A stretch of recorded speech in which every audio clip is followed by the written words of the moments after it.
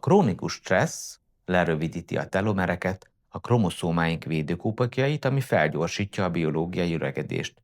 A leghatékonyabb ellenszerek az igazi emberi kapcsolatok, a tudatos légzés és az idő a természetben. De észrevetted már, hogy ugyanaz a helyzet valakit teljesen kiborít, míg másról lepereg?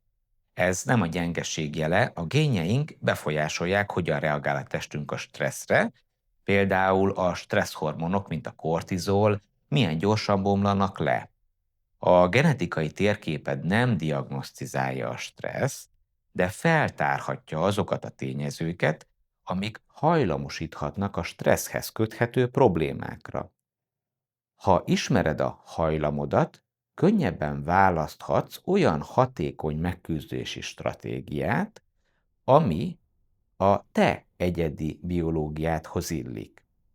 A te pajzsod milyen erős?